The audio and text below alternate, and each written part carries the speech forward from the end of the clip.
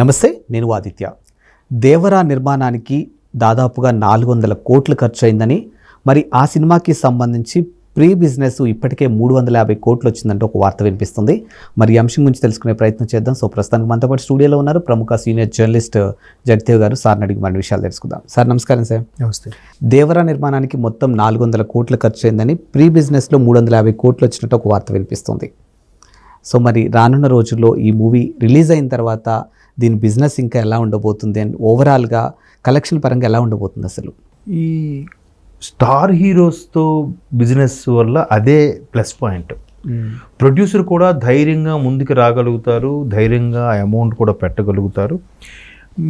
పెట్టుకోవడం అంటే in the sense వాళ్ళు పెట్టుకుంటారనే కాదు, జనరల్గా హీరోకి సంబంధించి ఒకటి స్పాన్సర్ వస్తాడు, హీరోయిన్కి ఒకటి స్పాన్సర్ వస్తారు, లేదా సెట్స్ సంబంధించి ఒకరు వస్తారు. ఇలాగా అన్ని రకాల నాలుగైదు చేతులు కలిస్తే ప్రాజెక్టు రెడీ అయిపోతుంది. ఒక ప్రొడ్యూసరే 400 కోట్లు పెట్టుకోవాలంటే చిన్న చితక విషయం కాదు.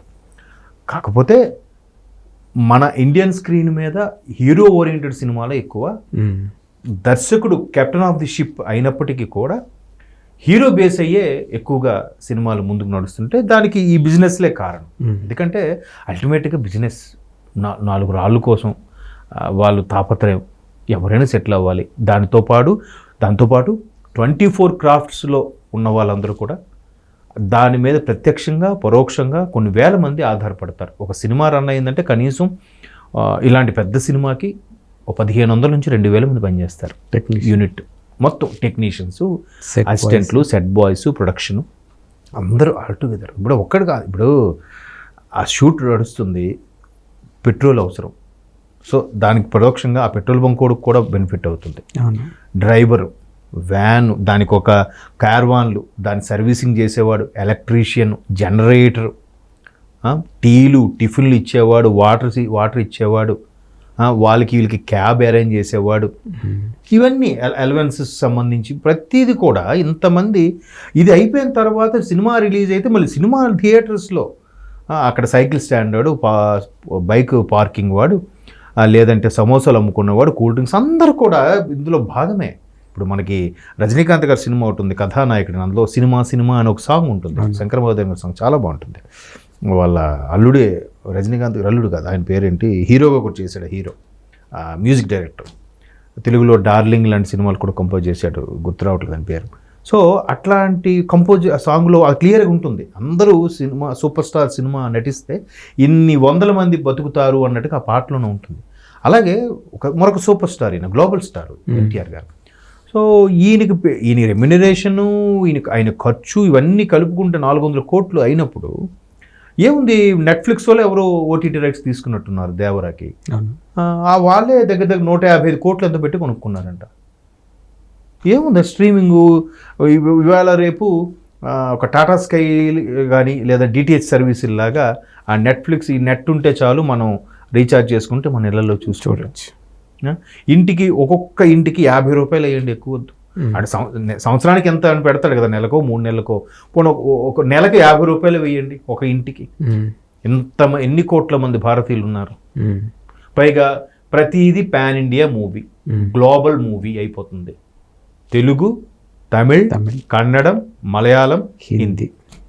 ఇంకా హిట్ డాగ్ వచ్చిందంటే దాని మరలా ఈ బాంగ్రా అని ఏవేవో కొన్ని, ఒడిశా అని, గుజరాతీ అని కొన్ని లాంగ్వేజ్లు కూడా మళ్ళీ చేస్తున్నారు ఇంట్రెస్ట్ మీద. బట్ హిందీ ఓవరాల్గా అందరికీ అర్థమవుతుంది కాబట్టి పెద్దగా కేర్ తీసుకోవట్లేదు. సో మరి ఓన్లీ నెట్ఫ్లిక్స్దే 150 కోట్లకు పైచీలకు వస్తే 400 కోట్లు 150 కోట్లు అయిపోయిందా అంటే 15 150 అంటే 1:3లో ఒక పార్ట్ వచ్చేసింది ఓన్లీ ఓటీటీ. మరి మిగతా బిజినెస్లు అవి ఆల్రెడీ కొనుక్కొని ఉంటారుగా డిస్ట్రిబ్యూటర్లు, అది ఇది ఏంటి అని. ఇప్పుడు ఒక ఈవెంట్ ఉంది, దాని స్పాన్సర్డ్ ఒకడు వస్తాడు, లేదంటే ప్రీ రిలీజ్ ఈవెంట్ ఉంది, స్పాన్సర్డ్ వస్తాడు.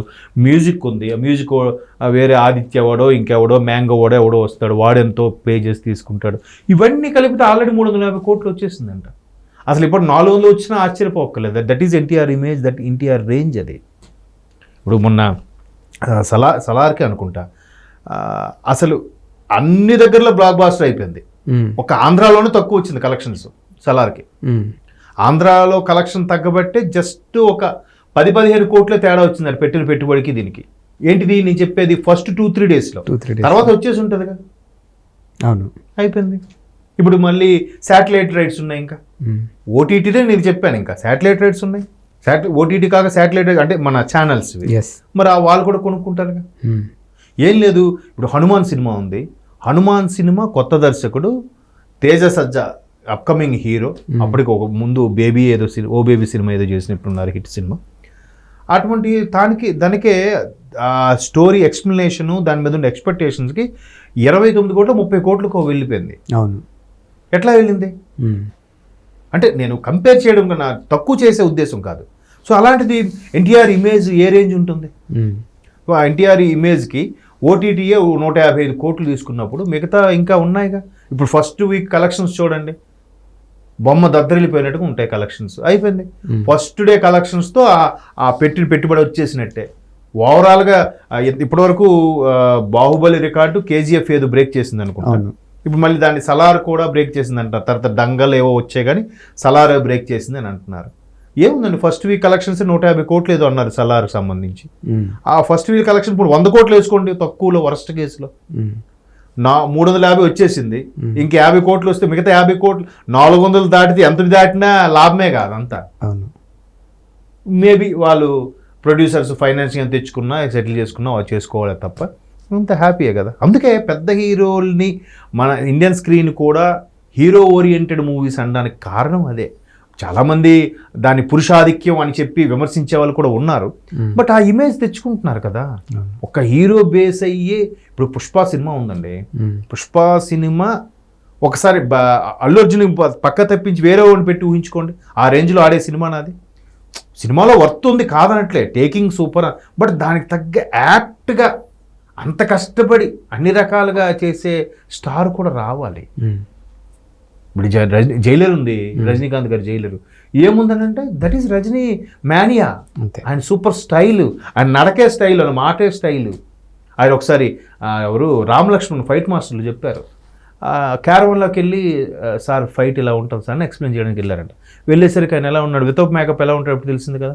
ఏ స్టైల్స్ ఉండదు, సింపుల్గా ఒక లుంగి కట్టుకుని షర్ట్ వేసుకున్నాడంట. బాయిల్డ్ హెడ్, మీసాలు ఏమీ, జస్ట్ మీసాలు ఏమీ లేదు, ఒక కళ్ళజోడు పెట్టుకుని ఉన్నాడంట. అరే మనం ఇంత భారీగా ప్లాన్ చేసామే ఫైటు, రజనీ సార్ చూస్తే ఎట్లా ఉన్నాడు, ఈయన ఫైట్ చేయగలడా అనుకున్నాడంట. సరే ఒక హాఫ్ అన్ అవర్ టైం ఉంది అన్నాడంట. వీళ్ళు బయటకు వచ్చారు, సెట్లో వెయిట్ చేస్తున్నారు. రెడీ గెటప్ అయ్యి పోలీస్ గెటప్లో వచ్చాడంట. షాక్ అయ్యారంట.